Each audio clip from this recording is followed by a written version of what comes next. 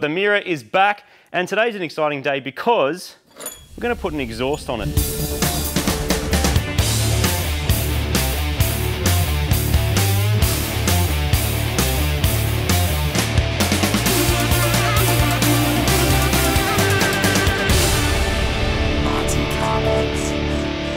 A lot of the time we just kind of go to an exhaust shop, put on a big hoist and a professional buzzes it up for us, because a lot of the time we don't have time. The Mira is not really about that. It's about learning and doing it yourself a bit more. So today I'm going to attempt to make an exhaust for this thing. I've never done it before. Could be an absolute epic fail. If it is, you're coming with us, and maybe I'll end up in an exhaust shop anyway. But I've got all the bits to do it. I've got some straight 2.5. I've got some stainless bends. I'm doing it in stainless because I'm keeping the car for a long time. So I'd like it to be quite durable. I've got a muffler, hot dog, cat, flex joint, and some pipe. Now this pipe is way too big for the 660 that's in this car right now. I don't know, it's Mighty Mira. A lot of the time engines don't stay standard. I mean, we tried that with the Mini, that didn't work. Super Gramps, that didn't work. Stagia, no, bigger engine. Mod Max, bigger engine. Pretty much everything. So that might happen to the Mira too, but not now. For now, I'm just going to make an exhaust that fits the car. Hopefully I can fit it in. It's totally different because of the all-wheel drive system. All the hangers are in a different place. So I've got all the bits to get it done. I'm going to take you with you, and when I run out of either talent, skill, electricity, gas, or pipe, that's when we'll stop. While MOOG is deep in the wormhole that is car sales, my plan is to get this exhaust on the car and working. Doing an exhaust on your back is not the easiest way, but a small lift like this helps, and it's all I've got. As for tools, a drop saw, belt linisher, marker, tape measure, and importantly welders will get the job done. Once again, I've made problems for myself by prematurely taking this stuff to the tip. I accidentally threw out, along with the fuel filler rubber, the dump pipe that comes off here. That said, this is not pretty anyway and needs to go. So it's actually not that bad. It just means I've got a little bit more work to do. I've got a little bit more stuff to make custom, but it's going to be better in the long run, so it's the way to go. Even in the early 90s, Japan had pretty stringent emission laws, so the catalytic converter is placed right next to the turbo, which means it stays as hot as possible. My new Cat isn't going to fit in that position, so it'll be moved down under the engine later on. Often it makes sense to connect your new exhaust onto the bottom of the factory dump, particularly if the turbo is more of a restriction than the pipe itself. In this case, the only way it's going to fit is off the back of the turbo directly. I'm going to cut off the factory flange as neatly as I can and weld my new pipe onto it.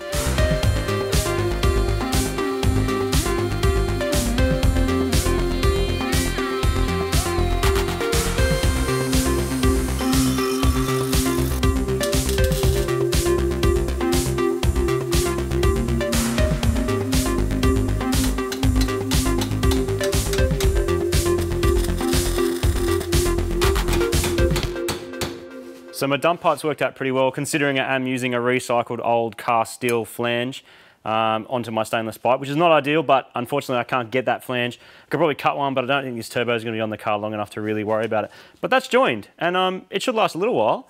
So I just got to test fit it up to the car and then use that as a base to create the rest of the dump pipe. In order to get the large dump pipe to fit in this small space I have available, I'm going to have to cut up various straight and bent pieces of pipe and then tack weld them together. Slowly but surely I'll be able to shoot the exhaust out past the K-frame and under the car. Being that the engine sits on engine mounts, I also have to allow some room for movement. The dump pipe will move back and forth as the engine accelerates, but the rest of the exhaust will be on hangers attached to the body. Every car is different, so it's a matter of measure, measure again, cut, tack, test fit, and repeat.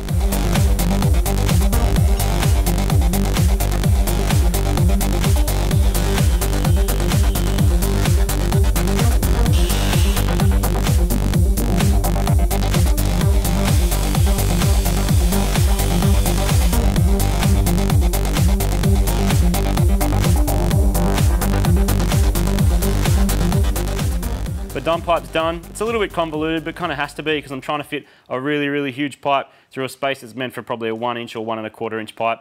But it's done and it fits, should be good. It ties up nice and tight to the engine.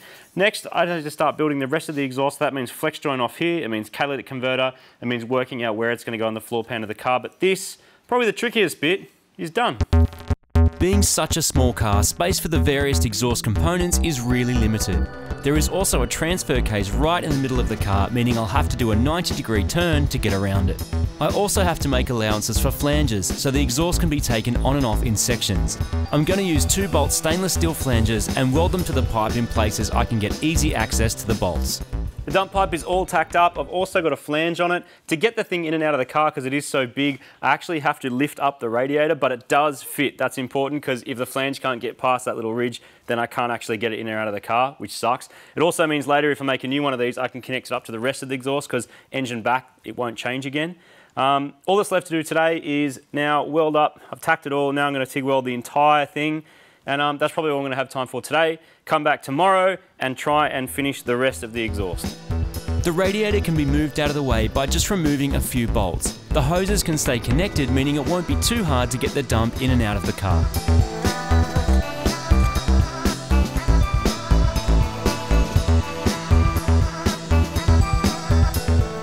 Next step in our deconstructed exhaust project on the Mira is the flex joint. So the dump's in, now I've got to put a flange on the other side and into a flex joint. I initially had this flex joint, which is awesome, really good quality one, but it's way too long. This engine is so small and the engine bay is so small, I really don't have much room to work with because the all drive system's in the way. So I've got a smaller flex joint, which is going to go on that flange there.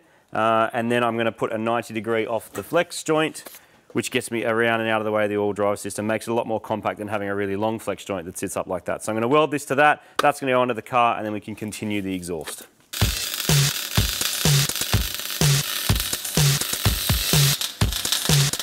Here we go now. This is one kind of flex joint that's commonly used in aftermarket exhaust systems.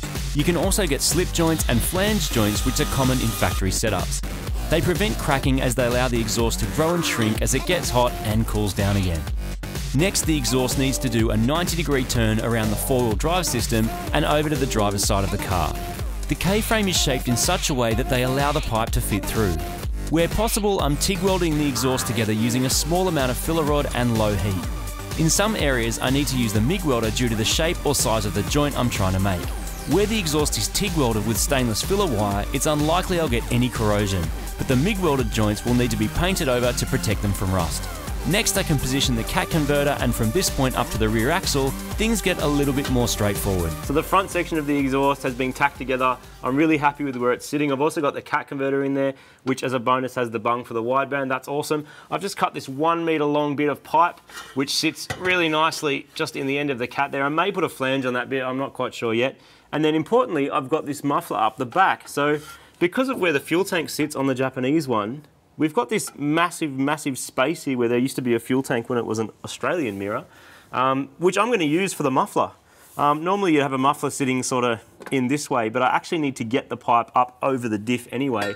So what I'm going to do is turn this 90 degrees, plug it in there, weld it all together, and because it's an offset muffler, on one side the inlet is this side, but on the other side it's at the top. That means it gets the pipe up over the diff, which means I don't have to use as many bends to get it up and out the back of the car. There's not much room at the back for a muffler, which is where I was initially thinking of putting one, but I think realistically it's actually going to be better to have a good muffler in this section and then just a pipe out the back than trying to cram in a little muffler there. If this is too noisy, I'll put in the hot dog. I decided not to use it for now. If it's really noisy, then I can get a little like stainless muffler or something to put at the back there. It might look cool as well. But for now, that's going to be a fully working exhaust system. So I'm going to weld this together and then I'm going to work out what to do at the back. Along with the pipes, I've also got to weld in some hangers. This is tricky to do with the exhaust off the car, so I'm going to get underneath there with the welder and tack them in place. I have to make sure it sits how I want and then take it off and weld up the entire thing.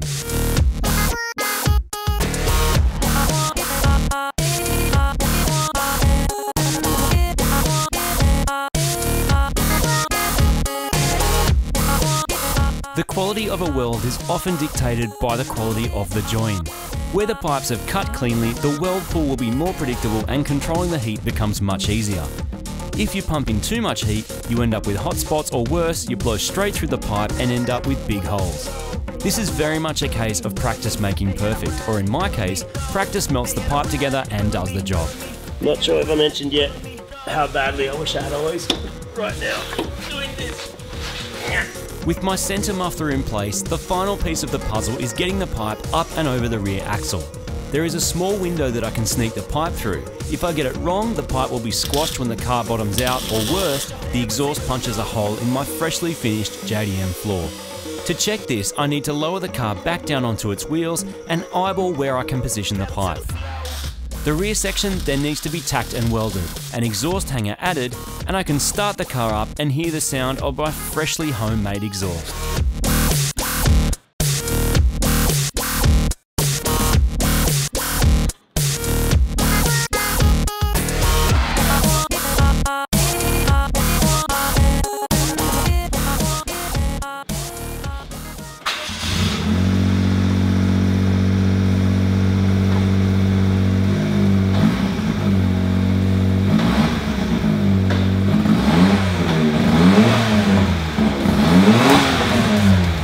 It works, and I've got 2.5-inch stainless pipe from front to back. Later, I may go for a stainless centre muffler once I've worked out if the exhaust is too loud and needs more muffling. I'll also need to extend the factory O2 sensor wires so I can install it into the CAT converter. With that done, I can reinstall the front panels and the Mira is ready to drive. Except for one small issue with my tyres. I dislike eggs, and I especially dislike eggs on my tyres.